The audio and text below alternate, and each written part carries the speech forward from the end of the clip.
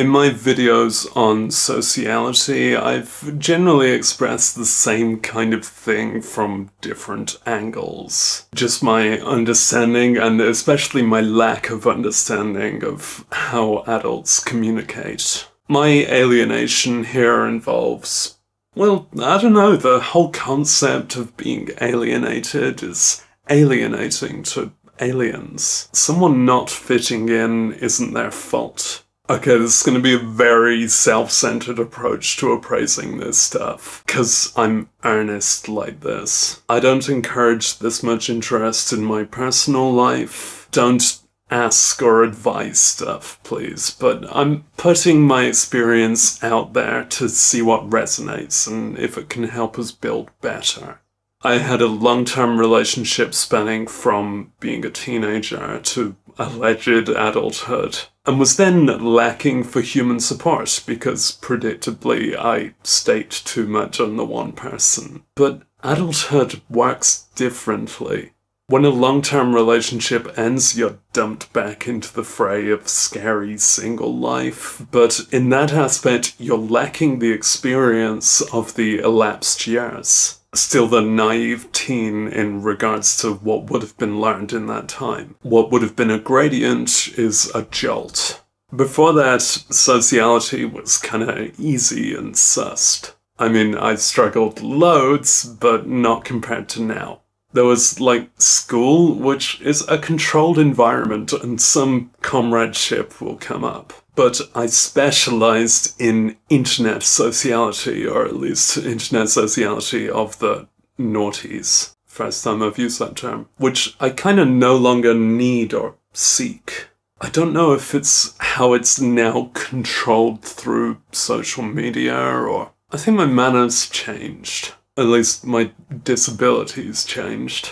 I don't need to explain needing human communication to you, I just haven't yet explained it to me.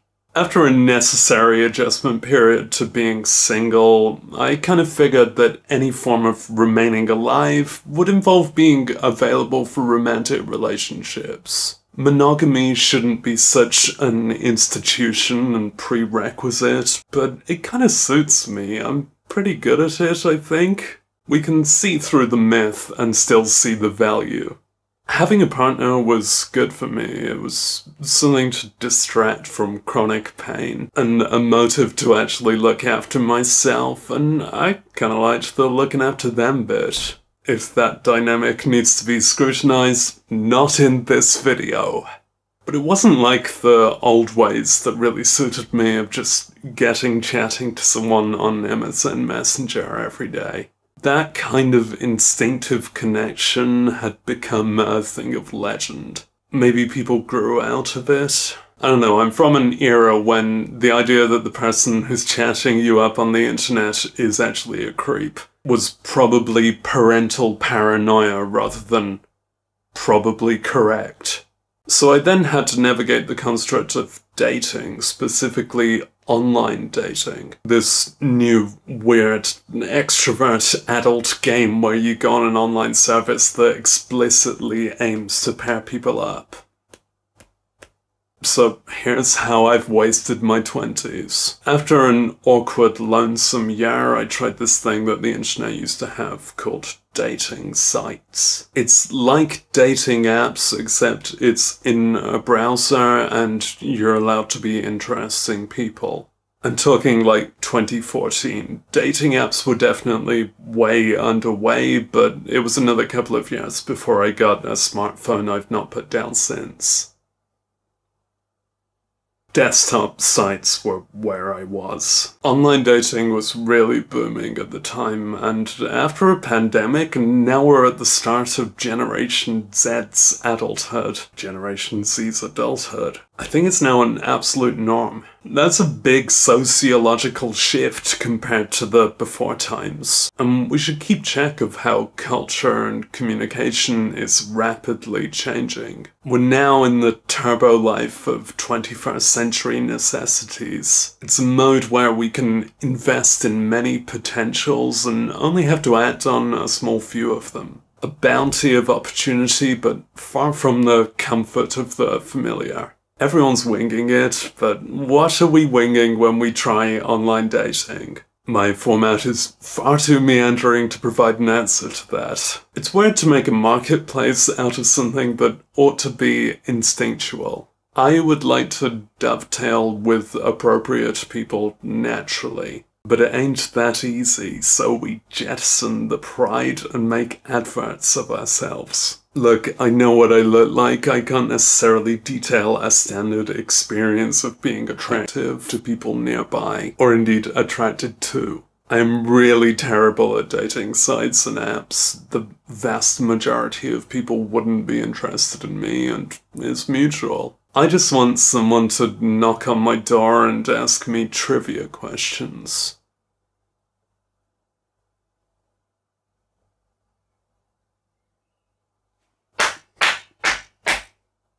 OkCupid was a bit like that, though. OkCupid was the leading free dating site for a good while, as far as I can tell, back when it was dating sites, not dating apps. There were also paid ones for, like, Tories or something, I don't know. There was Plenty of Fish if you wanted a website that's not changed since 1999, or had any profile updates. Plenty of Fish is appropriately named because you look at it and you feel plenty of fish. OkCupid then, they're a pretty admirable site. Good aesthetics, good construction, good analytics, and this question system for giving people compatibility percentages based on their matching or compatible answers. And I think it's a good formula. Some of the questions were a bit gross, like, would you prefer to date someone the same race as you? But those kind of functioned to filter out the yucky people and I guess let them date each other if their prejudices match. I went through loads of those questions. I wrote a ridiculously extensive profile that demonstrated how I'm online too much, and tried to contact people I would get along with as long as they're not repulsed by how intensive I come across. My motives were vaguely toward a romantic relationship, because that's what it's about, that's what we're meant to want, and I had appreciated the prior setup of a bit of support, codependence, that's what it is, right? It's not like I'm an emotional vampire, just one who gets sad sometimes. So I populated a profile full of my interests, things to get people to ask me about, like, ask me about that time Prince watched me perform once. Or, you know, watch the video. It's not that big a deal. I'd kind of coyly mention my chronic illness as if I'm afraid of scaring anyone off, when anyone who'd be scared off by that I wouldn't want to know. You can probably tell I don't knowingly hold stuff back.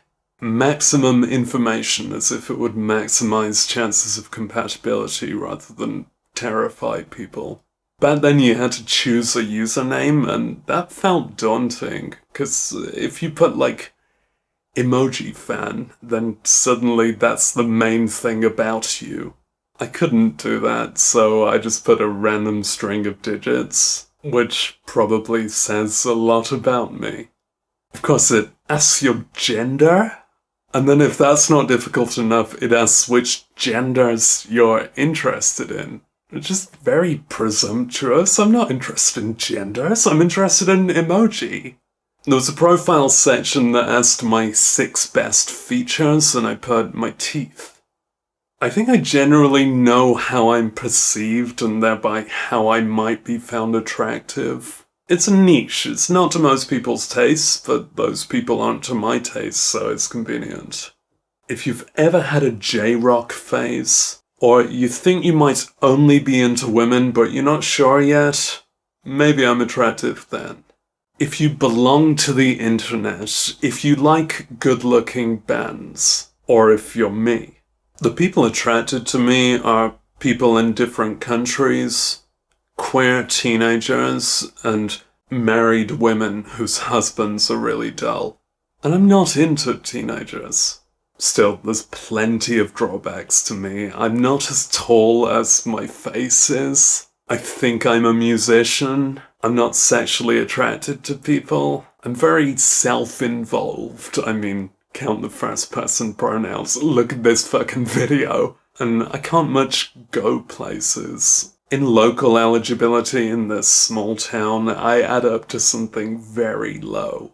I know I'm more attractive to, like, city people. That's a big divide in this stuff. Cities have young adults. Elsewhere, it kinda has nothing.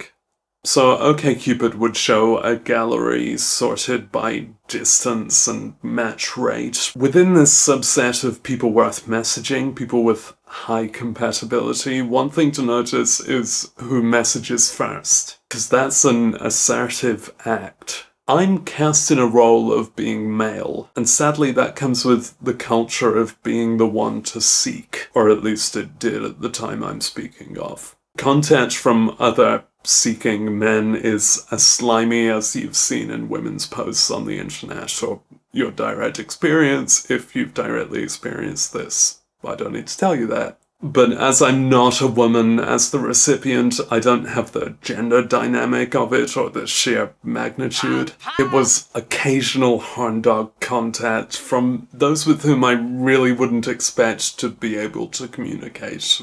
Sorry, guys.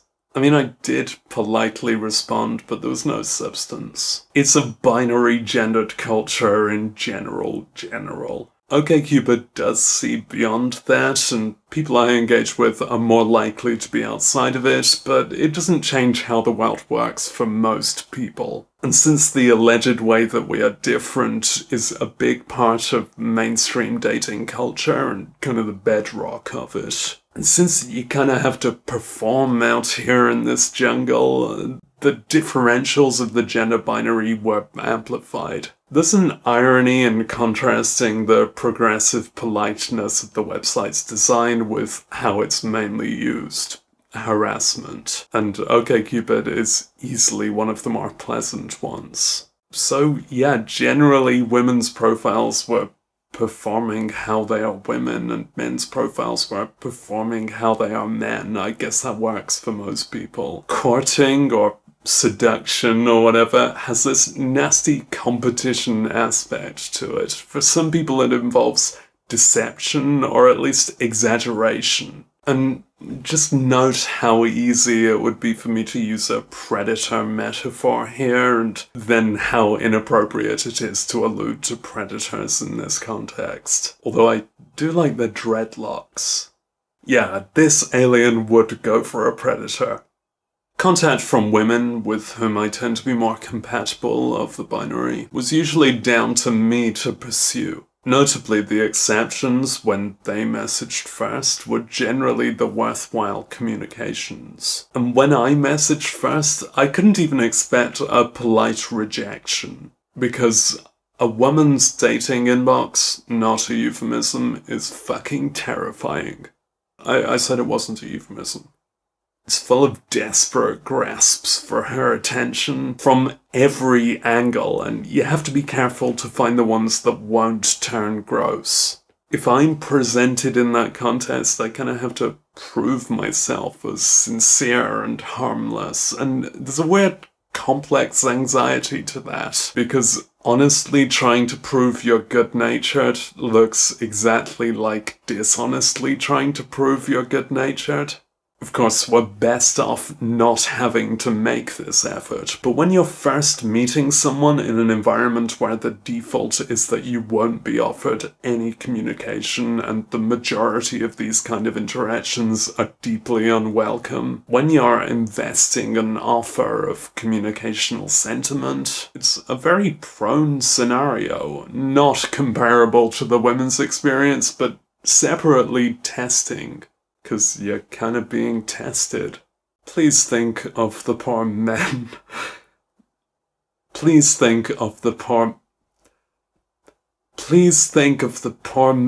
Never mind. A man in this context is trained to pitch, and it's this same shape of dynamic. In heterosexual matchmaking, women are granted selective power as an ironic result of misogyny in a hall of mirrors. They're seen as covetable and less autonomous and kind of less human, which leads to a market context with a surfeit of coveters, and women are treated so badly that they have to play very defensively, and men are conversely encouraged into an aggressive role. It's unfair on everyone. I really hope to communicate outside of this, but it's where we are.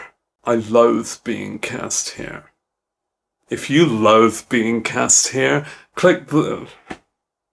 So, lots of trying, reaching out, reading profiles and seeing if anyone who seems interesting also has the patience to engage with me. The rate of response is very low. At this level of both statistical and instinctive compatibility from my perception, I was tasked with earning women's attention and trust. And I probably don't understand when to stop retrying messages. After being ignored 8 times? Because to my instincts, they could just politely deflect. But their side doesn't have the privilege of that etiquette. You know, a polite deflection is often going to be met badly. The few who did humour me, it was probably really awkward, because how are you meant to talk to a stranger?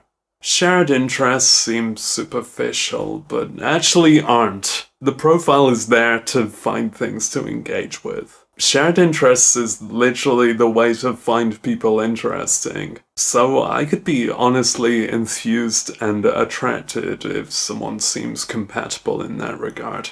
I think one massive shared interest of mainstream society is binary gender standards. If you play into those without even a curiosity of what's beyond, you're probably not much like me. What's beyond binary gender standards is our real selves, by the way.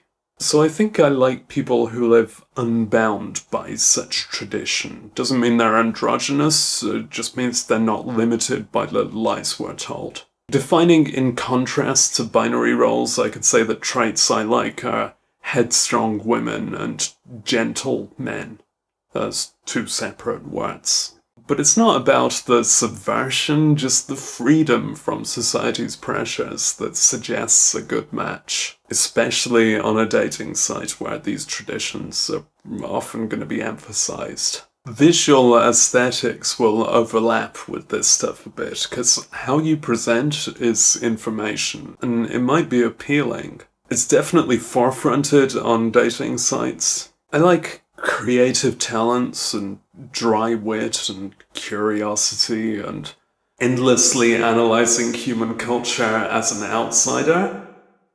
If you're meant to flirt or something, then screw that. I don't know how to flirt or how to stop flirting. Because I just say exactly what I mean, or a really abstract allusion to what I mean in the hopes that they vibe with what I mean. Simple. The bigger hopes is that we have a mutual rapport with symmetrical enthusiasm. I think that sometimes came true.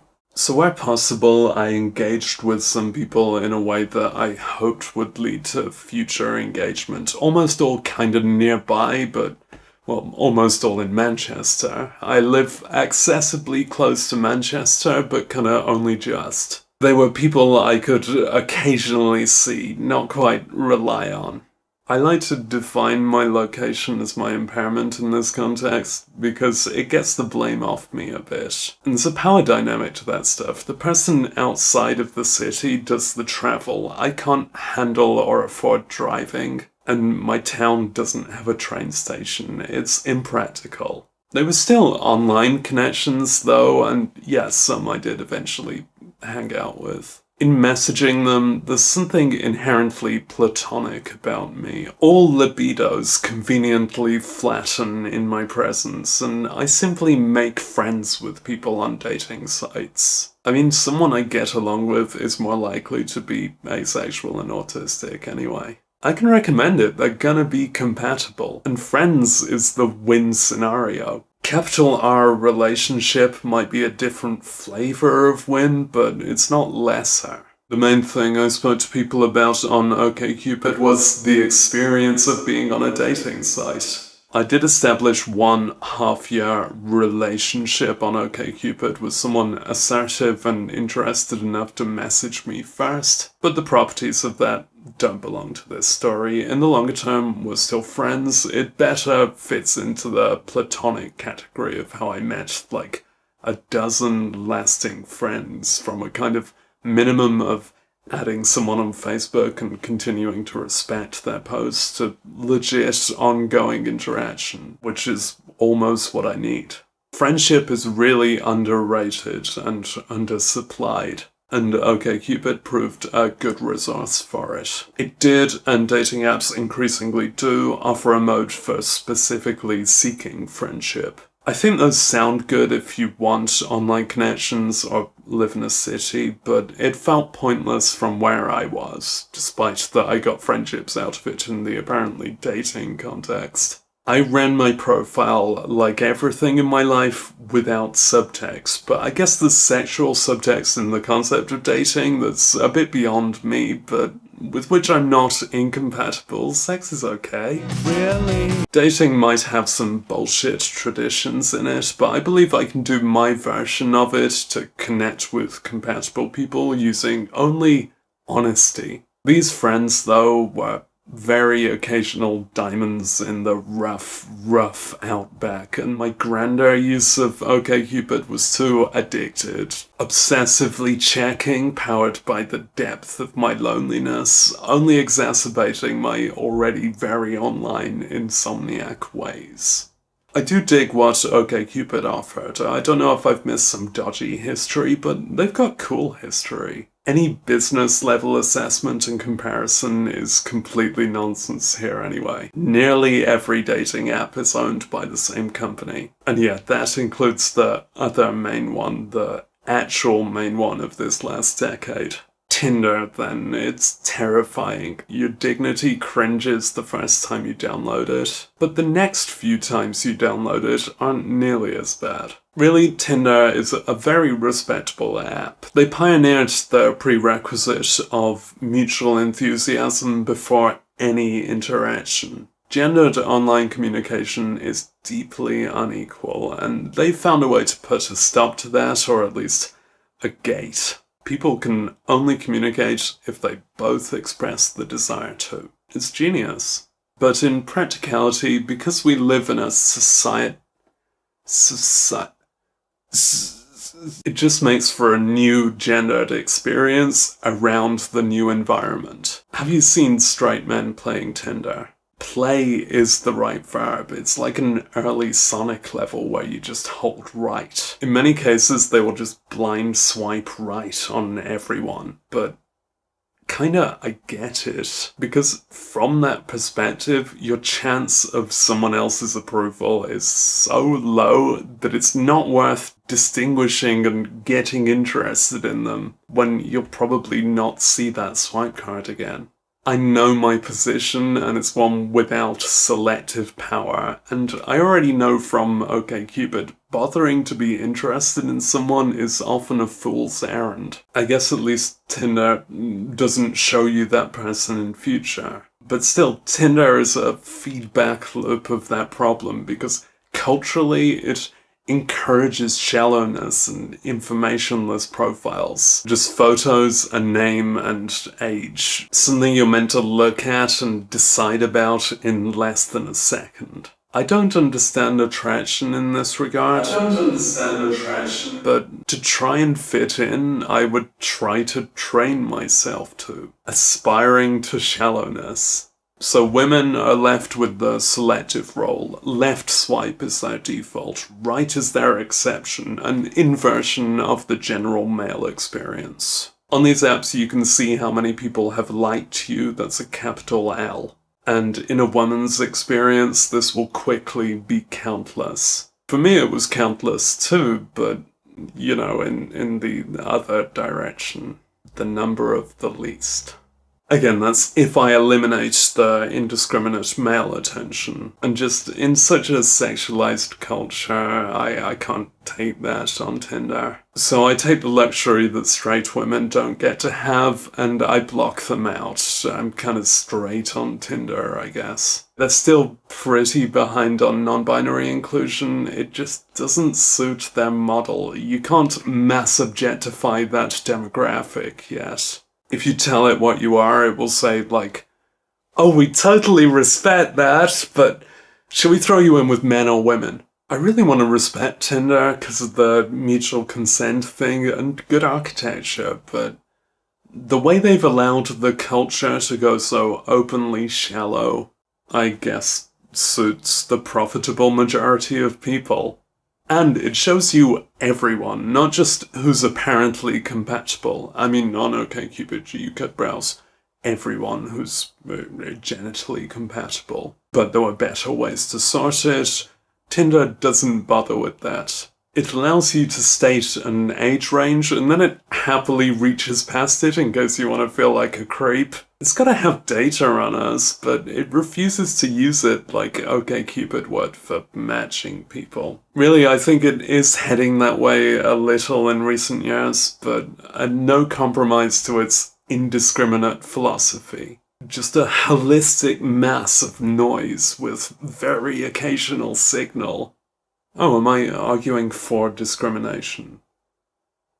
Of course, I'd still puke out a character limit hitting profile of verbose tedium in case people didn't find my face long enough. But many Tinder profiles are just the same cliches. I'm not going to list off the cliches in this video, it seems a bit mean-spirited. But one habit on dating profiles is to have, like, pickup lines. We all know these are hokey, and it's fine if everyone's in on the joke of it. But in nearly every instance, it's an already well-known one. I don't know if you find it attractive when people steal jokes. I think I see the pickup line as an opportunity to demonstrate your own wit, like inimitable, seek similar. And using that space to just regurgitate something demonstrates banality. Come on, invention is brilliant, adaptation is great, but echoing is pointless. If someone's profile was interesting, they owed me nothing. I just hope they also found me interesting. You gotta keep that kind of hope in check. I think it can bloom into entitlement. I don't know, maybe even hope is a bit too far with that. Just, this century really needs a new word for hope that acknowledges its futility. Again, I've made a few friends on the Tinder, those occasional swipe cards that say interesting things and they happen to feel the same. Cool. Very rare, just I can't express how few those were. But literally more than zero. And I did justify my city hottie theory by forgetting about the app for a bit and going to a city, then having it light up at me a lot. I'm city slicker. Let me have this one, I need it. The main thing I spoke to people about on Tinder was the experience of being on a dating app. Maybe with its famously sexual approach, I'm kind of misusing Tinder. I couldn't handle a hookup culture, but it's where everyone is. We've kind of collectively accepted the compromise. Yes, other apps exist, a ridiculous load of them. I've tried a few, but I'm not placed where they could be of much use. I think these big two show my experience with the culture. And I'd like to say I'm over it. I still openly want for better in-person interaction, but I can't play these games. I'll still pursue foolish endeavors like the romantic hopeless I am, but maybe not via Tinder. I dislike the lie of going there and trying to work up interest and vie for attention. And I'm bored of those onuses being on me. Let them be fascinated. OkCupid has since become a lot more like Tinder. They've got the mutual approval thing, but also the swipe card thing. I don't know why the parent brand isn't emphasizing the unique selling points of each, but I think OkCupid's barren out here now anyway. Everyone's gone to Tinder. We've let culture accelerate into this, following innovation and convenience and efficiency. It's very logical, but as it's part of the human world, it magnifies the human world's flaws. And tech as a lens for communication will always be a bit unnatural. You know, this is for profit. I guess I add some new spin on the approach, more inclusive, without the gender dynamics, without the sexual juices, but That's not a new idea either, I just can't afford to live where there's enough engagement. And either way, it would obviously be much more healthy for me to be more outgoing. Oh shit, yeah, we're over a year into a pandemic, aren't we? And all my attempts at in-person sociality sucked too. Thanks for your time. I don't even need a partner. I'm just trying to get by in this present day culture where my autistic introversion doesn't tend to fit, but statistically, there's other goths shivering out there in other corners somewhere nearby, right? I encourage unity, and it's funny that we've got all these benevolent utilities built specifically for this, but their flaws keep it just out of reach. Their flaws, not my face.